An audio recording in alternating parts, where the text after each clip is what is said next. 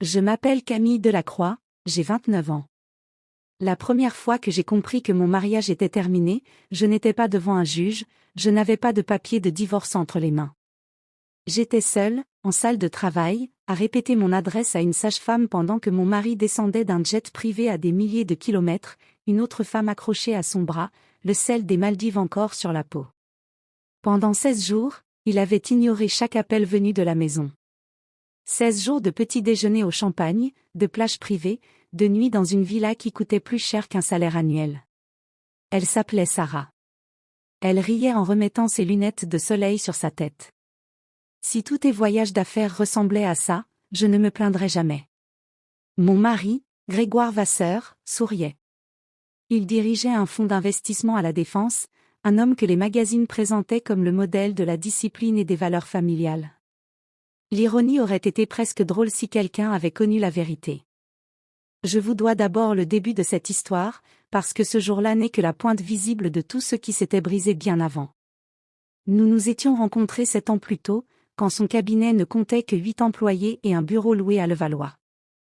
Il travaillait jusqu'à minuit parce qu'il le fallait, pas parce qu'il le voulait.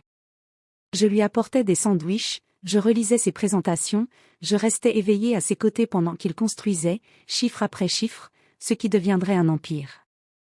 Il me disait toujours, un jour, plus rien de tout ça n'aura d'importance, on aura enfin notre vie. J'y ai cru, chaque fois. Le succès est arrivé plus vite que prévu. Un client est devenu 10, 10 sont devenus 50, et l'argent a tout changé chez lui, sauf son emploi du temps. Il ratait nos dîners pour Londres, nos anniversaires pour Singapour, et chaque fois, la même phrase, je fais ça pour nous. J'ai fini par ne plus discuter. 3 ans après notre mariage, j'ai quitté mon poste de juriste, pas parce qu'il me l'avait demandé, mais parce que quelqu'un devait tenir une maison où il ne passait presque jamais. Les journaux nous appelaient le couple parfait de la finance parisienne. Seul je savais combien de dîners j'avais mangé en silence. Le jour où je lui ai annoncé ma grossesse, j'imaginais des larmes, un cri de joie. Il a ouvert son agenda. Le sommet de Singapour tombe la même semaine, a-t-il soupiré. Ce fut la première fissure, minuscule, presque invisible. Mais un verre fêlé ne redevient jamais entier. J'ai vécu ma grossesse presque seule. Les échographies, les cours de préparation, tout, seul. Un soir, son assistant, Thomas, a hésité en organisant son planning. « Monsieur, c'est l'échographie morphologique vendredi. » Grégoire a répondu sans lever les yeux, « Décale-la. » 7 mois plus tard, une nouvelle collègue est entrée dans sa vie. Sarah Aubry, brillante, ambitieuse, aussi disponible que lui pour les horaires impossibles. Les dîners professionnels sont devenus des dîners privés, puis des week-ends, puis des réservations d'hôtels qui n'apparaissaient jamais sur les notes de frais. J'ai découvert la vérité par accident, un email de confirmation de vol transféré par erreur sur notre boîte partagée. 2 billets en première classe pour les Maldives, départ le 3 octobre, la semaine même où mon accouchement était prévu. Le deuxième nom sur la réservation était Sarah Aubry. Je n'ai pas pleuré tout de suite. J'ai fermé l'ordinateur, je suis allée dans la chambre du bébé, et j'ai plié des petits vêtements jusqu'à l'aube.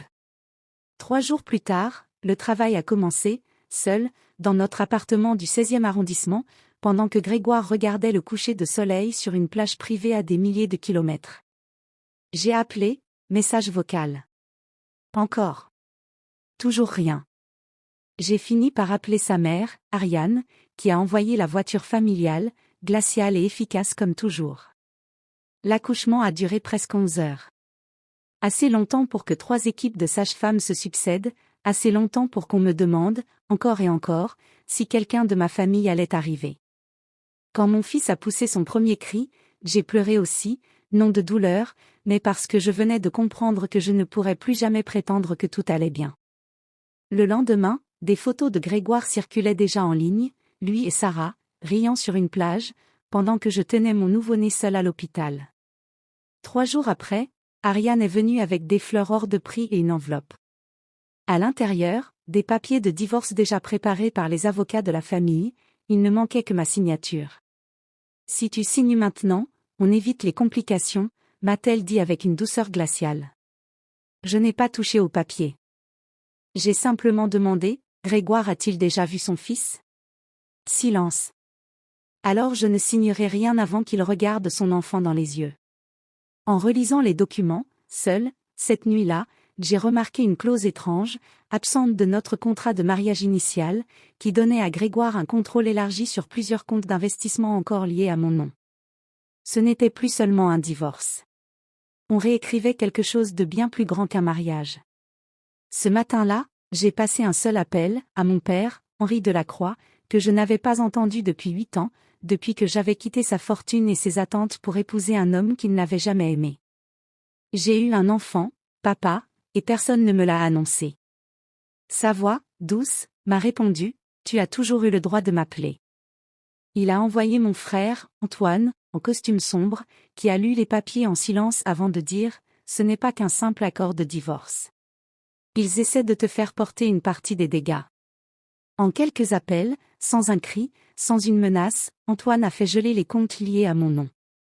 Soudain, ceux qui pensaient que je n'avais aucun pouvoir ne pouvaient plus bouger sans que je le sache. Ce soir-là, dans un dossier scellé, j'ai trouvé un email envoyé 6 mois plus tôt par Grégoire à ses avocats, intitulé « Stratégie de sortie Camille ». Il y demandait à quelle vitesse je pourrais être écarté de la structure financière familiale après la naissance de l'héritier. Pas mon fils. L'héritier. Ce n'était pas de la négligence. C'était de la préméditation.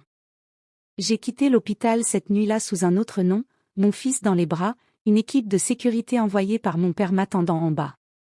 Les semaines suivantes, les enquêteurs financiers ont découvert que ce n'était pas Sarah le vrai problème.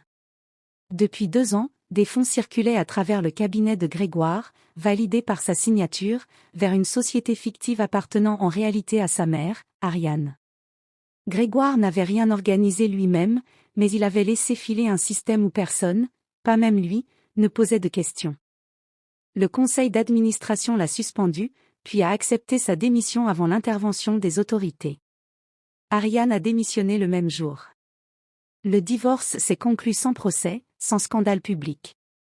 Je n'ai rien demandé de plus que ce qui m'appartenait légalement.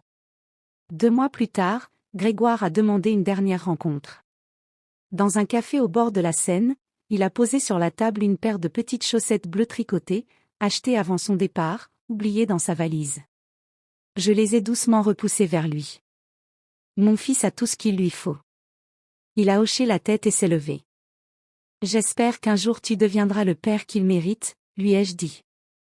Il a répondu, sans se retourner, je l'espère aussi. Je ne l'ai plus jamais revu.